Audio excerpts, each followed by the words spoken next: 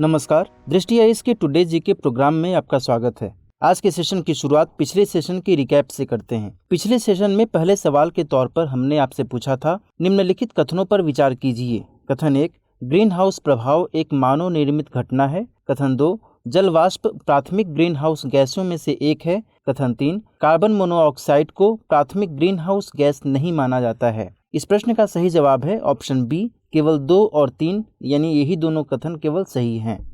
Question number 2 था, ट्रिगोनोप्टेरस corona के संबंध में निम्नलिखित कथनों पर विचार कीजिए। कथन 1, ट्रिगोनोप्टेरस कोरोना झींगुर की एक प्रजाति है जिसका नाम कोरोना वायरस के नाम पर रखा गया है। कथन 2, इसे इंडोनेशिया के सुलावेसी द्वीप पर खोजा गया है। इस प्रश्न का सही जवाब था ऑप्शन सी, यानी कि दोनों ही कथन सही हैं।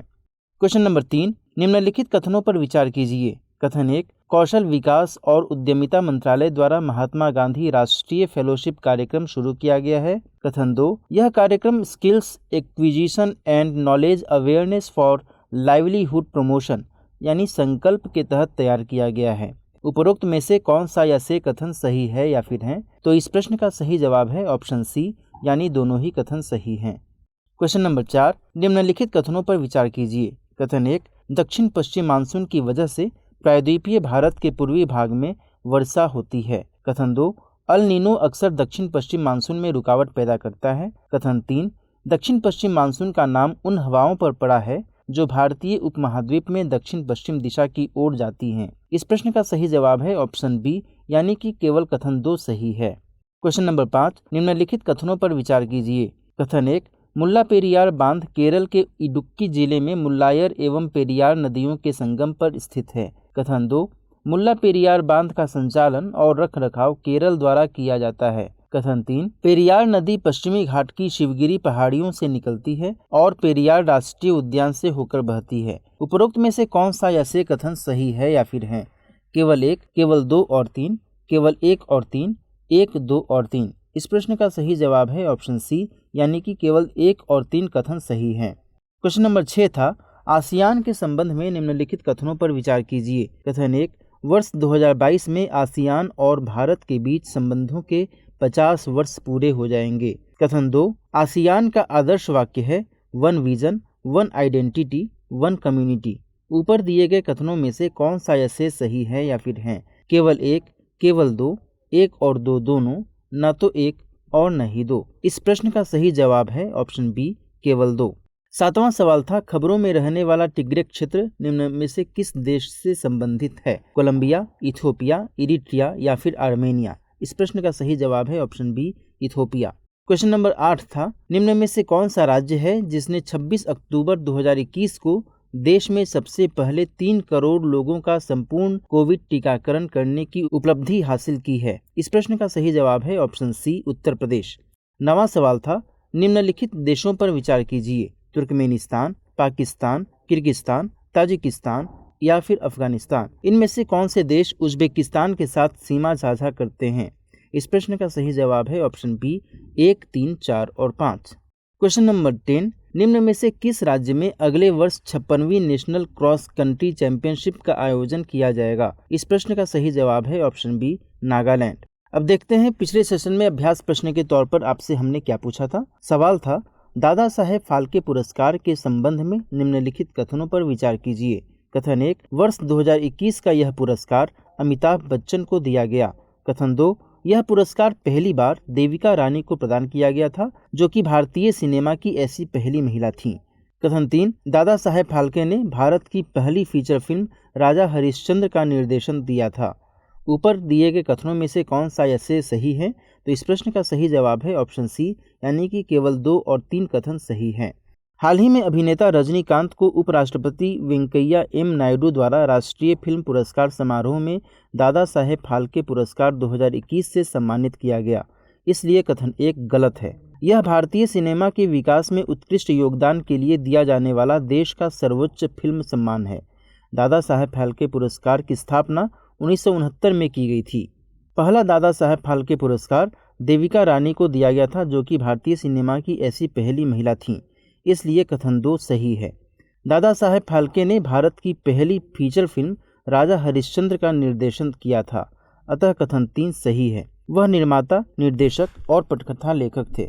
उन्हें भारतीय सिनेमा के जनक के रूप में भी जाना जाता है। तो इस तरह इस प्रश्न का सही जवाब है ऑप्शन सी, केवल 2 और 3। हमारे वीडियो अंग्रेजी में देखने के लिए फॉलो करें हमारा ही दूसरा यूट्यूब चैनल दृष्टि IAS इंग्लिश।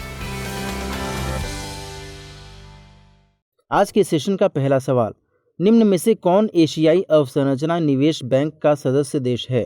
फ्रांस, दक्षिण अफ्रीका, यूनाइटेड किंगडम, अफगानिस्तान। नीचे दिए गए कूट का प्रयोग करते हुए सही उत्तर का चयन करें। ऑप्शन ए केवल 1 और 2, ऑप्शन बी केवल 2 और 4, ऑप्शन सी केवल 1, 3 और 4, ऑप्शन डी 1, 2, 3 और 4। इस प्रश्न का सही जवाब है ऑप्शन सी, केवल 1, 3 और 4।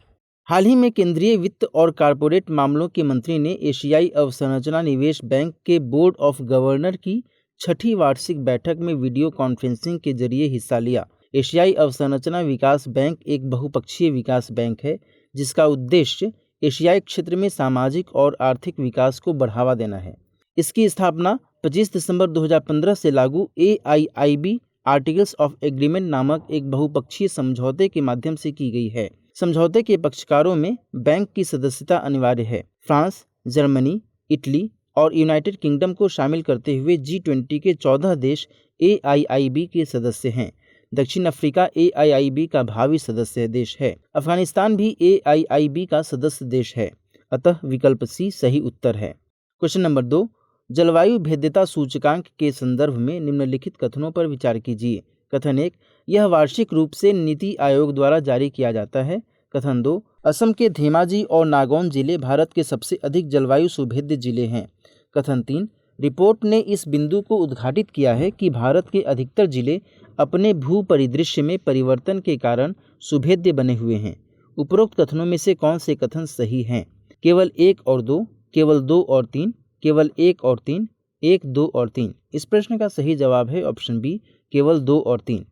हाल ही में इस प्रकार की पहली report council on energy, environment and water CEEW द्वारा जारी की गई, इसलिए कथन 1 गलत है। असम के धेमाजी और नागौन जिले भारत के सबसे अधिक जलवायु सुभेद्य जिले हैं, अतः कथन 2 सही है। इसके अलावा तेलंगाना के खम्मम, आंध्र प्रदेश के विजयनगरम, ओडिशा के गजपति, महाराष्ट्र के सांगली और तमिलनाडु के चेन्नई जिले भारत के अन्य अधिक जलवायु सुभेद्य जिले हैं।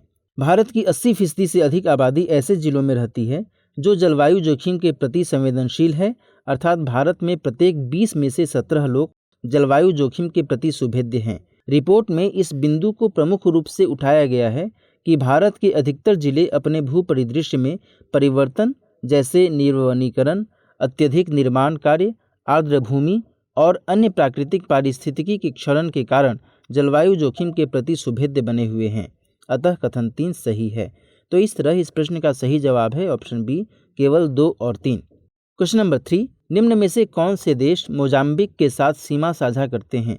जिम्बाब्वे, बोत्सवाना, दक्षिण अफ्रीका, कांगो लोकतांत्रिक गणराज्य। नीचे दिए गए कूट का प्रयोग करते हुए सही उत्तर का चयन कीजिए। केवल 1 और 3, केवल 2 और 3, केवल 1 और 4, 1, 2, 3 और 4। इस प्रश्न का सही जवाब है ऑप्शन ए, केवल 1 और 3। हाल ही में यह रिपोर्ट किया गया है कि मोजाम्बिक के गोरोंगोसा नेशनल पार्क में हाथियों के अत्यधिक अवैध शिकार के कारण टस्कलेस यानी बिना हाथी दांत वाले मादा हाथियों की संख्या में वृद्धि हुई है। सशस्त्र मानव संघर्ष वन्य जीवों की संख्या को कम कर सकता है तथा 1977 से 1992 तक हुए मोजाम्बिक सिविल वॉर पर हुए एक अध्ययन से यह पता चला है कि युद्ध ने स्थानीय हाथियों के जीनों पर गहरा प्रभाव डाला था। मोजाम्बिक की सीमा तंजानिया, मलावी, जाम्बिया, जिम्बाब्वे, दक्षिण अफ्रीका और एस्वातिनी से लगती है। इसके अलावा इसकी हिंद महासागर को लगती हुई 2500 किलोमीटर लंबी तटरेखा है जिसके पूर्व में मेडागास्कर है, इसलिए विकल्प ए सही है। क्वेश्चन नंबर 4, राष्ट्रीय राजधानी क्षेत्र और आसपास के क्षेत्रों में वायु गुणवत्ता प्रबंधन आयोग के संदर्भ में निम्नलिखित कथनों पर विचार कीजिए। कथन 1, आयोग के पास यह शक्ति है कि वह किसी संवेदनशील क्षेत्र में किसी उद्योग की स्थापना को प्रतिबंधित कर सकती है। कथन 2, आयोग का अध्यक्ष अपने पद पर 3 वर्ष या 70 वर्ष की आयु जो भी पहले पूर्ण हो उस समय तक बना रह सकता है या फिर बनी रह सकती है। सिविल न्यायालय ऐसे किसी भी मामले की सुनवाई नहीं कर सकता जिसमें आयोग का हस्तक्षेप हो। उपरोक्त कथनों में से कौन सा या से कथन सही है या फिर है? केवल 1 और 2, केवल 2, केवल 1 और 3, 1, 2 और 3। इस प्रश्न का सही जवाब है ऑप्शन डी 1, 2 और 3।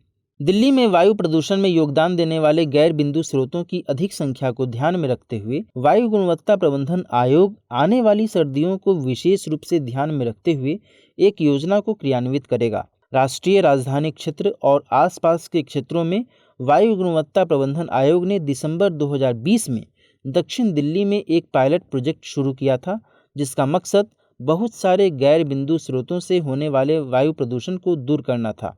अब इस प्रोजेक्ट को दिल्ली के अन्य क्षेत्रों में भी लागू किया जाएगा। आयोग के पास यह शक्ति है कि वह किसी संवेदनशील क्षेत्र में किसी उद्योग की स्थापना को प्रतिबंधित कर सकता है, इसलिए कथन 1 सही है। आयोग का अध्यक्ष अपने पद पर 3 वर्ष या 70 वर्ष की आयु जो भी पहले पूर्ण हो उस समय तक बना रह सकता है या फिर बनी रह सकती है, इसलिए कथन 2 सही है। सिविल न्यायालय ऐसे किसी भी मामले की सुनवाई नहीं कर सकता है जिसमें आयोग का हस्तक्षेप हो, इसलिए कथन 3 सही है। ऐसे मामले नेशनल ग्रीन ट्रिब्यूनल सुनता है। तो इस तरह इस प्रश्न का सही जवाब है ऑप्शन डी 1, 2 और 3। हाल ही में प्रकाशित टाइटनिंग द नेट रिपोर्ट किससे संबंधित है? नेट जीरो कार्बन टारगेट से, समुद्री जीवों के संरक्षण से, बिजली के नुकसान को रोकने से, इंटरनेट के उपयोग पर प्रतिबंध से। इस प्रश्न का सही जवाब है option A net zero carbon target से। हाल ही में ऑक्सफैम इंटरनेशनल द्वारा टाइटनिंग द नेट रिपोर्ट जारी की गई है। इस रिपोर्ट में कहा गया है कि नेट जीरो कार्बन टारगेट की घोषणा करना कार्बन उत्सर्जन में कटौती करने की प्राथमिकता से ध्यान भटकाने का प्रयास है। बहुत सारे देशों ने अपने नेट जीरो उत्सर्जन तय कर लिए हैं, इसलिए विकल्प ए सही है। क्वेश्चन नंबर 6, इन्फेंट्री डे यानी पैदल सेना दिवस के संबंध में निम्नलिखित कथनों पर विचार कीजिए। कथन 1, इस दिन को स्वतंत्र भारत के पहले मिलिट्री इवेंट की याद में मनाया जाता है। कथन 2, भारतीय सेना ने 27 अक्टूबर 1947 को घुसपैठ करने वाले आक्रमणकारी कबायलियों को कश्मीर घाटी से मार भगाया था। ऊपर दिए गए कथनों में से कौन सा या से सही है या फिर है? केवल 1, केवल 2, 1 और 2 दोनों, न तो 1 और न ही 2। इस प्रश्न का सही जवाब है ऑप्शन सी 1 और 2 दोनों। भारतीय सेना आज 75वां इन्फेंट्री डे मना रही है। यह दिन स्वतंत्र भारत के पहले मिलिट्री इवेंट की याद में मनाया जाता है, इसलिए कथन 1 सही है। भारतीय सेना ने 27 अक्टूबर 1947 को ही घुसपैठ करने वाले आक्रमणकारी कबायलियों को कश्मीर घाटी से मार भगाया था, इसलिए कथन 2 सही है। सिख रेजिमेंट की पहली बटालियन के जवानों ने जीत हासिल की थी। इस प्रकार इस प्रश्न का सही जवाब है ऑप्शन सी 1 और 2 दोनों। क्वेश्चन नंबर 7, भारत और किर्गिस्तान संबंधों के संदर्भ में निम्नलिखित कथनों पर विचार कीजिए। कथन 1, किर्गिस्तान संयुक्त राष्ट्र सुरक्षा परिषद में भारत को स्थायी सीट दिए जाने का समर्थन करता है। कथन 2, हाल ही में राष्ट्रीय सुरक्षा परिषद सचिवालयों के बीच पहली भारत किर्गिस्तान रणनीतिक वार्ता आयोजित की गई। ऊपर दिए गए कथनों में से कौन सा या से सत्य है या फिर है? केवल 1, केवल 2, 1 और 2 दोनों, न तो 1 और न ही 2। इस प्रश्न का सही जवाब है ऑप्शन सी 1 और 2 दोनों। हाल ही में राष्ट्रीय सुरक्षा परिषद सचिवालयों के बीच पहली भारत किर्गिस्तान रणनीतिक वार्ता आयोजित की गई, इसलिए कथन 2 सही है। इस वार्ता में भारत का नेतृत्व राष्ट्रीय सुरक्षा सलाहकार अजित डोभाल, जबकि किर्गिस्तान का नेतृत्व मराट इमानुकुलोव ने किया। किर्गिस्तान से भारत के राजनीतिक संबंध परंपरागत रूप से मैत्रीपूर्ण रहे हैं। किर्गिस्तान संयुक्त राष्ट्र सुरक्षा परिषद में भारत को स्थायी सीट दिए जाने का समर्थन करता है, इसलिए कथन 1 सही है। इस प्रकार इस प्रश्न का सही जवाब है ऑप्शन सी, यानी दोनों ही कथन सही हैं। क्वेश्चन नंबर 8, गो क्वांट कैंप प्रोग्राम के संबंध में निम्नलिखित कथनों पर विचार कीजिए। कथन 1, इसका आयोजन इलेक्ट्रॉनिक्स एवं सूचना प्रौद्योगिकी मंत्रालय द्वारा किया जा रहा है। कथन 2, इसमें भाग लेने वाले छात्रों को क्वांटम कंप्यूटिंग के मूल सिद्धांतों पर प्रशिक्षित किया जाएगा। ऊपर दिए गए कथनों में से कौन सा या से सही है या फिर है? केवल 1, केवल 2, 1 और 2 दोनों, न तो 1 और न ही 2। इस प्रश्न का सही जवाब है ऑप्शन बी केवल 2। अंतर्राष्ट्रीय वित्तीय सेवा केंद्र प्राधिकरण के तत्वावधान में गिफ्ट सिटी के सहयोग से ब्लूमबर्ग द्वारा गो क्वांट कैंप कार्यक्रम आयोजित किया जा रहा है, इसलिए कथन 1 गलत है। इसे IFSCA के अध्यक्ष श्री इंजेती श्रीनिवास ने लॉन्च किया। इसमें भाग लेने वाले छात्रों को क्वांटम कंप्यूटिंग के मूल सिद्धांतों पर प्रशिक्षित किया जाएगा, इसलिए कथन 2 सही है। इसके बाद वे स्वयं बनाए गए क्वांट मॉडल या समाधानों पर प्रतिस्पर्धा करेंगे। उद्योग के विशेषज्ञों का एक पैनल विजेताओं की पहचान बेस्ट आइडिया और मॉडल के आधार पर करेगा। विजेताओं को विश्व के निवेशकों के सामने मॉडल दिखाने का मौका मिलेगा। तो इस तरह इस प्रश्न का सही जवाब है ऑप्शन बी, केवल 2। क्वेश्चन नंबर 9, पेगासस स्पाईवेयर के संबंध में निम्नलिखित कथनों पर विचार कीजिए। कथन 1, इसे NSO ग्रुप द्वारा विकसित किया गया है जिसे 2010 में स्थापित किया गया था। कथन 2, इसे सबसे पहले 2016 में खोजा गया था जब इसने स्पीयर फिशिंग के जरिए फ़ोन को इन्फेक्ट किया था। कथन 3, यह केवल स्पीयर फिशिंग के माध्यम से फ़ोन को इन्फेक्ट करता है। ऊपर दिए गए कथनों में से कौन से सही हैं? केवल 1 और 2, केवल 2 और 3, केवल 1 और 3 या फिर 1, 2 और 3? इस प्रश्न का सही जवाब है ऑप्शन ए, केवल 1 और 2। सुप्रीम कोर्ट ने आज ही पेगासस स्पाईवेयर मामले में अपना फैसला सुनाया है। इसे NSO ग्रुप द्वारा विकसित किया गया है जिसे 2010 में स्थापित किया गया था, इसलिए कथन 1 सही है। इसे सबसे पहले 2016 में खोजा गया था जब इसने स्पीयर फिशिंग के जरिए फ़ोन को इन्फेक्ट किया था, इसलिए कथन 2 सही है। स्पीयर फिशिंग में मैसेज और ईमेल भेजने वाला अपने आप को एक विश्वासी सेंडर बताकर किसी व्यक्ति विशेष के मोबाइल को इन्फेक्ट करता है या पीड़ितों को सूचना या धन देने के लिए मजबूर करता है। इसमें 0 क्लिक अटैक के जरिए भी मोबाइल को इन्फेक्ट किया जाता है, इसलिए कथन 3 गलत है। 0 क्लिक अटैक में बिना किसी मैसेज, लिंक आदि के ही मोबाइल को इन्फेक्ट कर दिया जाता है एवं इसे हैक कर लिया जाता है। तो इस तरह इस प्रश्न का सही जवाब है ऑप्शन ए, केवल 1 और 2। आज के सेशन का अंतिम सवाल, आधार हैकाथॉन 2021 के संबंध में निम्नलिखित कथनों पर विचार कीजिए। कथन 1, इसका आयोजन नीति आयोग द्वारा किया जाएगा। कथन 2, इसकी 2 व्यापक थीम हैं, नामांकन यानी इनरोलमेंट और प्रमाणीकरण यानी ऑथेंटिकेशन। ऊपर दिए गए कथनों में से कौन सा से सही है या फिर हैं? केवल 1, केवल 2, 1 और 2 दोनों, न तो 1 और न ही 2। इस प्रश्न का सही जवाब है ऑप्शन बी, केवल 2। भारत के युवाओं के बीच नवाचार को बढ़ावा देने के लिए आधार हैकाथॉन 2021 नामक 4 दिवसीय कार्यक्रम का आयोजन कल से किया जाएगा। इसका आयोजन unique identification authority of India द्वारा किया जाएगा, इसलिए कथन 1 गलत है। इसका मकसद लोगों के अनुभव और टेक्नोलॉजी इनोवेशन के जरिए सॉफ्टवेयर प्लेटफॉर्म के साथ लोगों द्वारा इंटरफेस करने के तरीके को बढ़ाना है। इसकी 2 व्यापक थीम है, नामांकन और प्रमाणीकरण, इसलिए कथन 2 सही है। इस प्रकार इस प्रश्न का सही जवाब है ऑप्शन बी। अब नोट करते हैं आज के सेशन का अभ्यास प्रश्न। प्रश्न है, एशियन डेवलपमेंट बैंक के संदर्भ में निम्नलिखित कथनों पर विचार कीजिए। कथन 1, इसके सभी सदस्य एशिया महाद्वीप से हैं। कथन 2, इसमें सबसे बड़ा शेयरधारक चीन है। कथन 3, इसका मुख्यालय मनीला फिलीपींस में है। उपरोक्त में से कौन सा या से कथन सही है या फिर हैं? केवल 1 और 2, केवल 2 और 3, केवल 3, 1, 2 और 3। इस प्रश्न का सही जवाब कमेंट सेक्शन में देना न भूलें। मिलते हैं नेक्स्ट सेशन में किन्हीं और महत्वपूर्ण सवालों और उनकी व्याख्याओं के साथ। तब तक के लिए नमस्कार।